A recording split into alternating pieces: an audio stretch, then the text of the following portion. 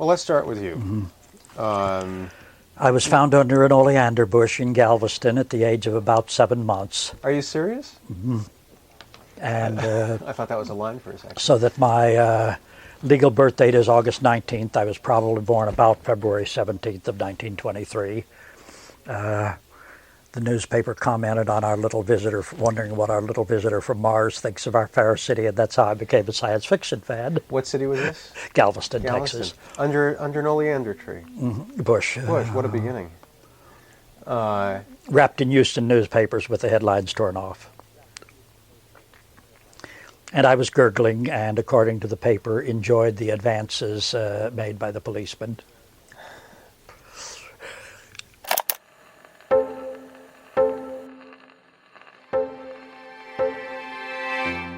I'm Eric Marcus, and this is Making Gay History. If you're a longtime Making Gay History listener, the voice you just heard may sound familiar. That's because we featured Jim Kepner in our Season 4 episode about One magazine. One was the first nationally distributed gay publication in the U.S., launched in 1953. And Jim was one of the magazine's earliest and most frequent contributors. While a lot of the focus back then was on ending police harassment and entrapment of gay men, Jim had bigger goals. In his columns, he advocated for, quote, gay self-respect in education and for building gay community consciousness and institutions. And over the course of his lifetime, as a journalist, an activist, a historian, and an archivist, he helped make those goals a reality. Jim was involved in dozens of early gay rights organizations, and he was passionate about our history long before just about anyone thought our history was worth preserving and studying. As he once wrote, only by understanding the past can we liberate ourselves from its worst effects. And beyond that, he believed that LGBTQ history could offer a kind of moral nourishment, the inspiration, validation, and self-awareness we needed to imagine a future on our own terms. Jim was barely out of high school when the self-described pack rat extraordinaire started collecting books that touched on LGBTQ topics. Newspaper clippings, ephemera, and artifacts soon followed, evidence of repression, of resistance, of gay life through the ages. By the time I interviewed him in 1989, Jim's private collection had grown into a bona fide archive then known as the International Gay and Lesbian Archives. So here's the scene. I've arranged to meet Jim at his house in the Echo Park neighborhood of Los Angeles, the city where he's lived since 1951. Jim's given me a heads up that his place is a wreck of a house. As I pull up in my rental car to Jim's bungalow, I can see that he wasn't exaggerating. I climb the steps of the rickety porch, which is filled with broken, unidentifiable stuff. As someone who's obsessively neat, I brace myself for what I'll find inside. Jim greets me warmly as I get to the top of the stairs. He's about my height, mostly bald, with a gray beard and contrasting dark mustache and eyebrows. He invites me in. The place is packed to the rafters with rows of jam-packed shelves and stacks of books and papers that Jim's in the process of cataloging for the archive. The dust bunnies I see include a generous quantity of cat hair. Somewhere in here, I'm guessing there's a cat. While I unpack my equipment, Jim hands me a list with a whopping 35 subjects he'd like to cover. And over the next 3 hours, he'll proceed to shower me with a flood of facts and insights about the movement. But not before we've discussed his childhood in Texas in the 1920s and 30s. We pick up a few years after baby Jim was discovered under that oleander bush in Galveston, where he was adopted by a hard-drinking, hard-fighting, God-fearing working-class couple.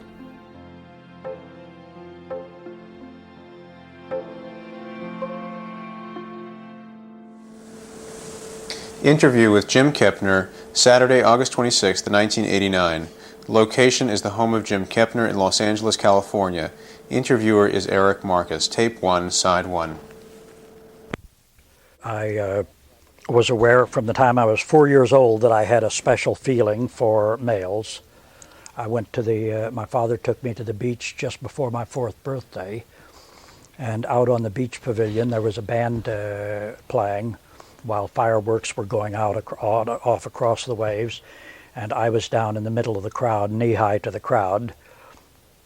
My father stepped away for the third or fourth time for a double Boilermaker, leaving me holding a post. Double Boilermaker?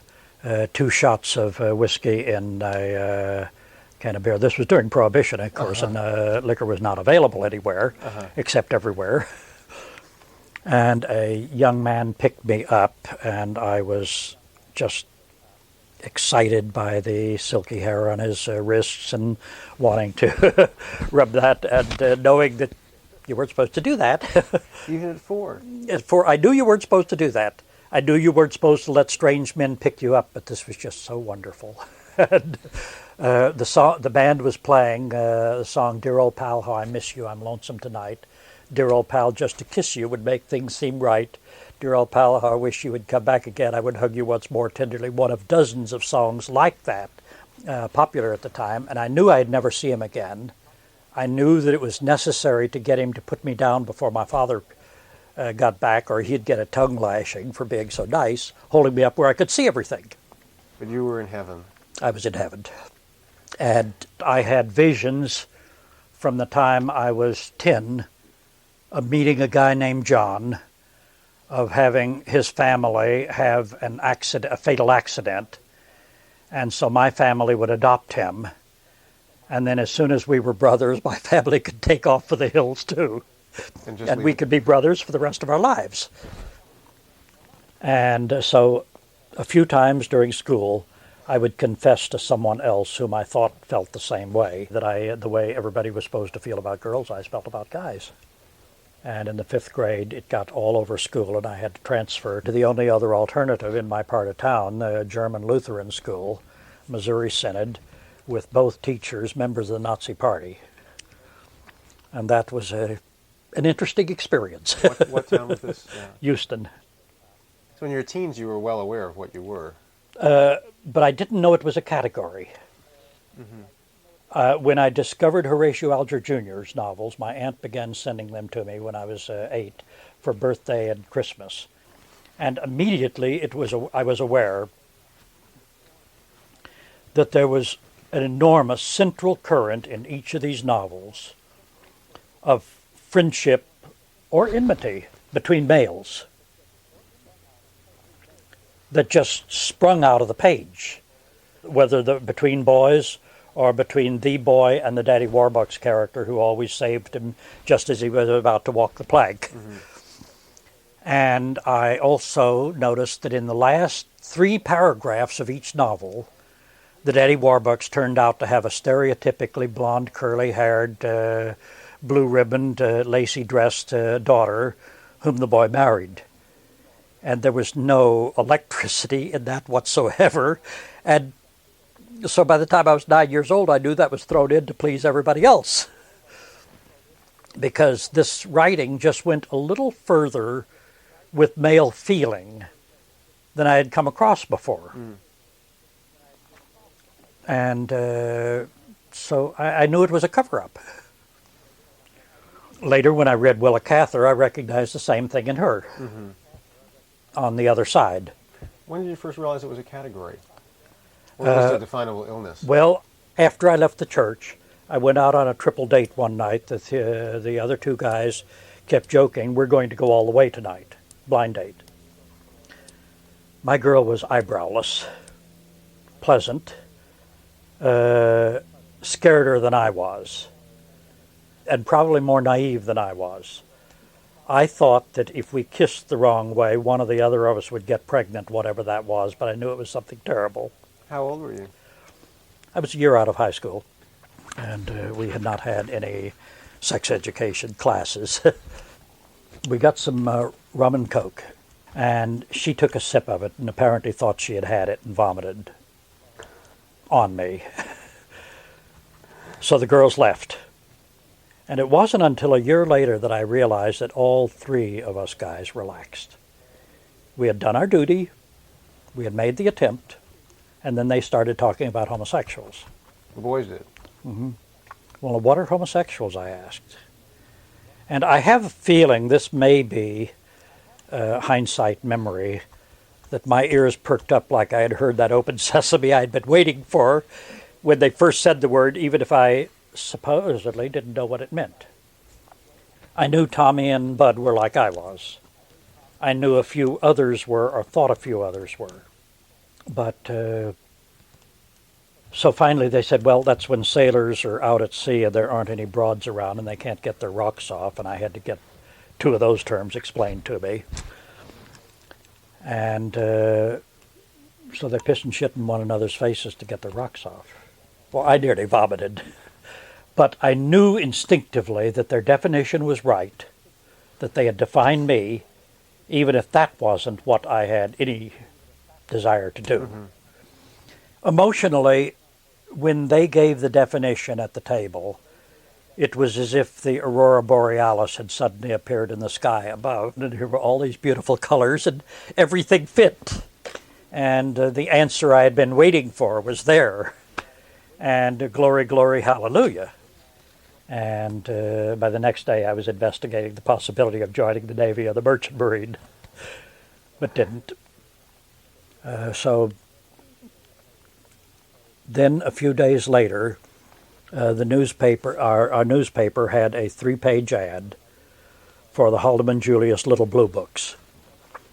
Those were enormously popular among freethinkers from the 20s on through the 50s. They were 5-cent books with a soft blue cheap cover and so big, running 28 to 56 pages, with the short stories of H.G. Wells, the plays of Shaw, books on how to build a birdhouse, secrets of infants found buried under nunneries, all sorts of anti-religious tracts and socialist tracts, and all sorts of other literature that I was just ready for.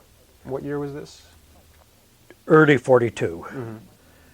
And among the 1,728 titles at that time was What is Homosexuality? And Homosexuality in the Lives of the Great. So at a nickel apiece, I ordered at least 20 of them, including those two numbers, hoping that they would not notice a focus there. And I sat on the post office box for the next 2 or 3 weeks till those arrived to make sure my parents wouldn't get them. The What is Homosexuality was a standard Freudian exposition. Which was what? That it's caused by the Oedipus complex, the fixation on the mother who is domineering and over-seductive, and a distant or absent or hostile father. What did you think of that thinking? Well, some parts of it fit, but they fit a lot of other people too. And so it didn't seem to me that it really explained that much, but I sort of bought the theory on a non-emotional level. And the Homosexuality in the Lives of the Great, while perhaps following the same theory a little bit, told me that whatever my problem or condition or whatever was, that it was shared with Michelangelo and Leonardo and all the old Greeks and George Washington and Abraham. No, they didn't mention Lincoln. They mentioned George Washington? Washington. And Whitman and Wilde and Florence Nightingale and many, many others. That was wonderful. Mm-hmm. Why was that wonderful? Well, what did it say to you? If you have the image of it being something degrading, that's an incredible standard of degradation. Mm-hmm. Wonderful to be degraded like that. Right. If it's sickness, that's a strange kind of sickness. Mm-hmm. And a few months after this, in August of 42, we moved to San Francisco, and very quickly I discovered the bookstores in San Francisco. I had never found a bookstore until the last few months at Galveston. A gay bookstore? A bookstore. Bookstore of any kind? Of any kind. And what did you find in the bookstores then? A lot of science fiction, which I was just going wild with, but also a lot of gay books. And while many critics now say Gore Vidal wrote the first one, I had 30 or 40 of them on my shelves by the time his appeared, and several of them better than his. His remained, like many of the others, a Freudian case study of a poor unfortunate who, if only his mother hadn't really wanted a daughter, and if society hadn't treated him badly, could have been a successful tennis player or pianist, whichever. Right. And that was the formula for many of them. And they ended up in suicide or accidental death. Most of it was terribly depressing. And most of the nonfiction was the sort of Kraft-Ebing's Waxworks Museum of Sexual Monstrosities, with homosexuals along with various other sexual monstrosities lined up in pickled jars on a shelf. So when I came out, one little thing I think that's a historic footnote. I got into a pen pal thing accidentally. Someone put my name in Weird Tales magazine, and I received several letters from heartsick young girls in the Midlands, and from one guy in Rhinelander, Wisconsin, who sent me his picture, very cute.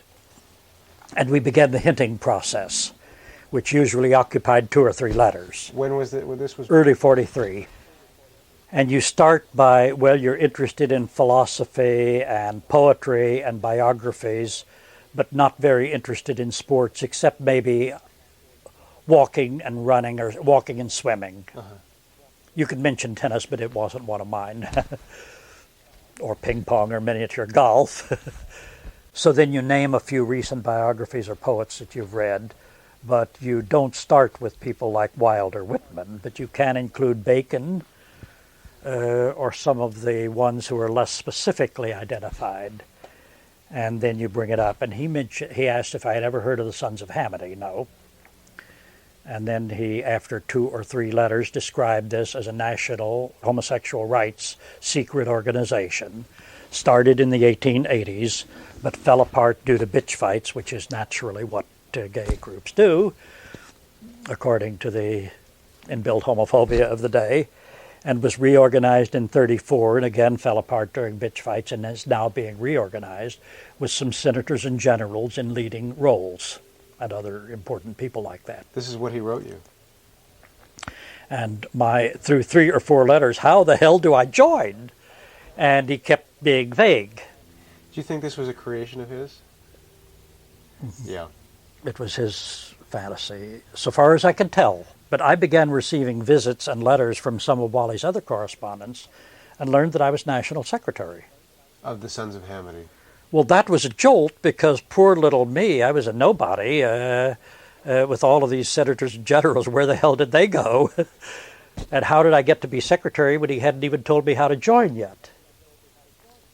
So it was a young man's fantasy of what could be. So I decided that it was, and when I first heard about the Mattachine, they had allowed to circulate rumors that some very influential people were behind it. And that phrase, senators and generals, was one of the first I heard. So I was not quick to join the Mattachine. Now, it was very secretive as to where the meetings were. This is jumping 10 years. It's fine to jump 10 years. And while people say that the early Mattachine was patterned on the Communist Party, I was in the Communist Party, and that was not true. Everybody knew who the officers of the Communist Party were. Right. You could see them. But you couldn't see who the officers were of Mattachine. That was on the Masonic Order, I'm told. Yeah.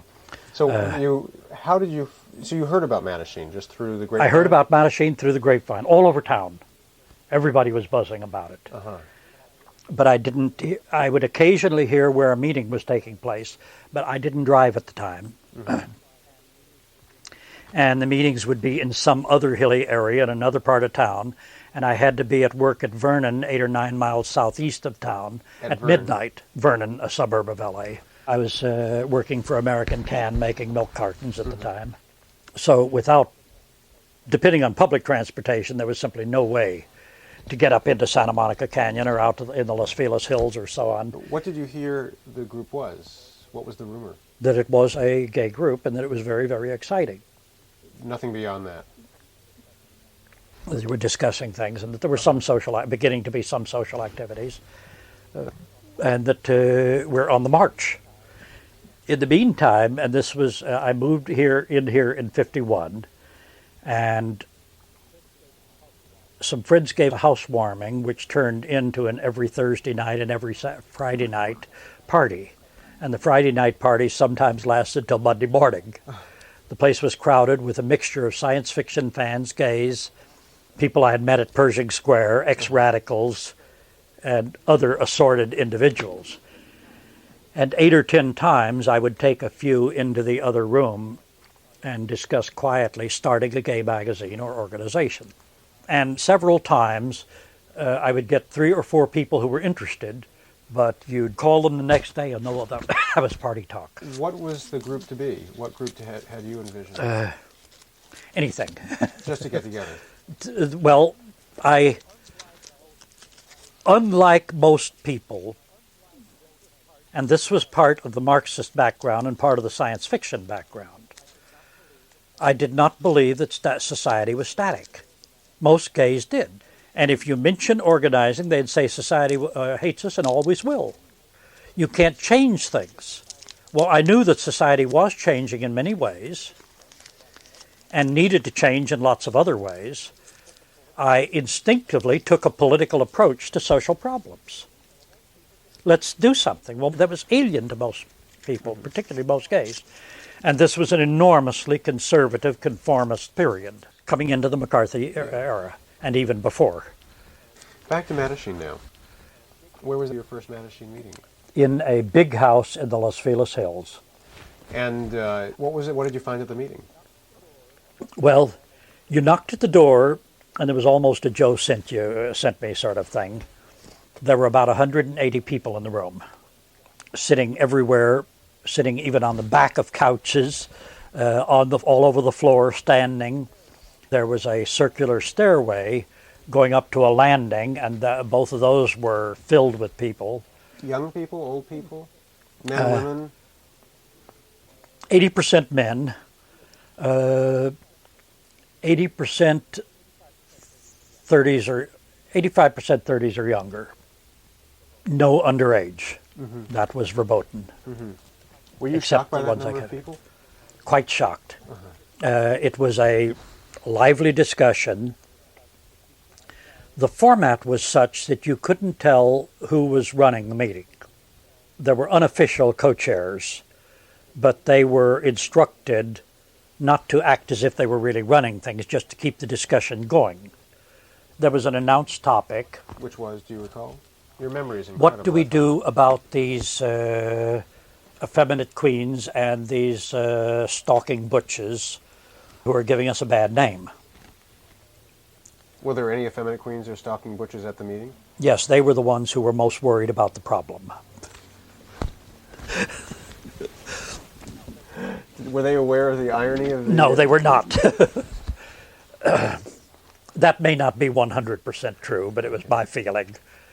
I got a little angry, and I listened to this for a while. It took me a while to speak up. I was pretty shy, and it sort of blurted out. Look, when I was trying to come out, a friend had told me about the Black Cat in San Francisco, a woman that I confessed to at Southern Pacific headquarters where I was working in the basement in the freight accounts. And I went up to the Black Cat in the late spring of 43. Mm-hmm.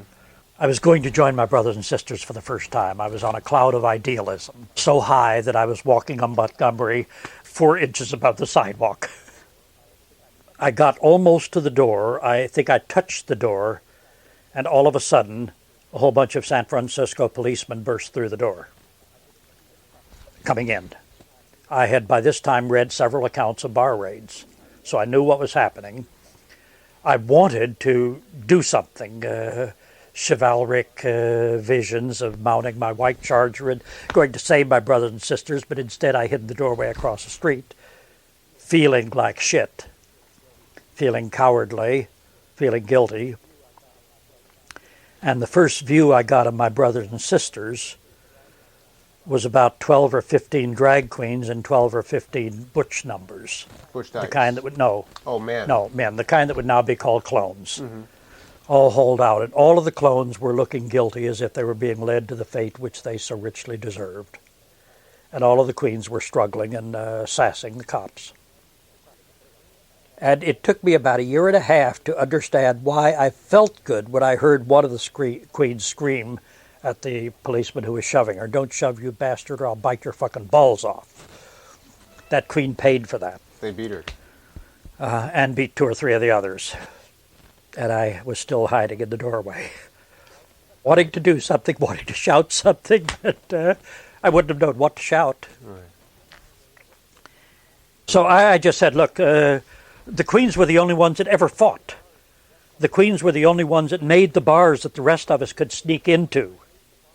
And we could be gay for one night. But we pinned up our bobby pins when we went through that door going out. And they didn't. And we were very careful not to go out at the same time they did. So I got very angry at this attack on the queens. I say, they're our front line. And if you think that they're the ones who caused the prejudice, people are much more disturbed when they find out the neighbor or friend that they didn't know was that way, who wasn't obvious, is gay. That causes, I think, a lot more prejudice than some obvious queen that people can relate to them in the same way they relate to Step and Fetch It. There are wrong things with the relationship, but at least they're not threatened by that. Right. It's out there, it's obvious, it's not hidden. Yeah. I had read a lot, and in most of the books, the term homosexual was the primary usage term. And so I was using primarily the word homosexual. And like a popular broken record, every time I use that word around a queen, don't call me by that fucking medical term. I'm nobody's doctor's exhibit. I am gay and I'm proud of it. Well, that sounds kind of like post-Stonewall. But that was the attitude of most of the open queens, the ones who weren't in hiding, ever.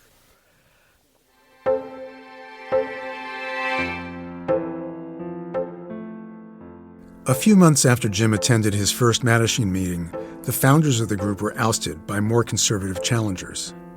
Jim disapproved of the new leadership's approach, which he considered apologetic and accommodationist. He directed his energies toward the more radical One, the magazine, and the organization of the same name, and went on to co-found the One Institute of Homophile Studies, the organization's educational arm. In 1994, Jim's International Gay and Lesbian Archives merged with the collection of the One Institute to become the One Archives. Now housed at the University of Southern California libraries, the One Archives remains the largest repository of LGBTQ materials in the world. Jim Kepner died on November 15, 1997. He was 74. Many thanks to everyone who makes Making Gay History possible, including producer Inga Detaya, photo editor Michael Green, and our social media producers Christiana Pena and Nick Porter. Our studio engineer was Catherine Cook at CDM Sound Studios. Fritz Myers composed our theme music. Special thanks to our founding editor and producer Sarah Birmingham and our founding production partner Jenna Weiss-Berman. Thank you also to the New York Public Library Manuscripts and Archives Division for their ongoing assistance. Season 15 of this podcast has been made possible with funding from the Jonathan Logan Family Foundation, Ty Ashford and Nicholas Jidkoff, Broadway Cares Equity Fights AIDS, Mitchell Drazen, the Calamus Foundation, Christopher Street Financial, the Marcus Family Foundation, the Kipper Family Foundation, Rick Hoffman, Bill Cux, Rick Fischel, Esmond and Jerome Harmsworth, the Embry Family Foundation, Mary Cadigan and Lee Wilson, Robert Gober and Donald Moffat, Greg Adgate, the Eichholt Scott Family Trust, Maureen Bennett, Hal Brody and Don Smith, Robert Dodd, and Kathy Dancer. To learn more about the people and stories we feature, head to makinggayhistory.org, where you'll find links to additional information and archival photos, as well as episode transcripts. I'm Eric Marcus. So long, until next time. I've never seen a cat do this. Holding its leg with its paw. I've never seen a cat do that. He's queer. He is a queer cat. Do you want me to put him in the other room? Or? No, I love cats. Okay. I'm only mildly allergic. Come on. Does he mind being picked up? Okay, let's see. There, is that better? That's much better. Oh, now you're happy.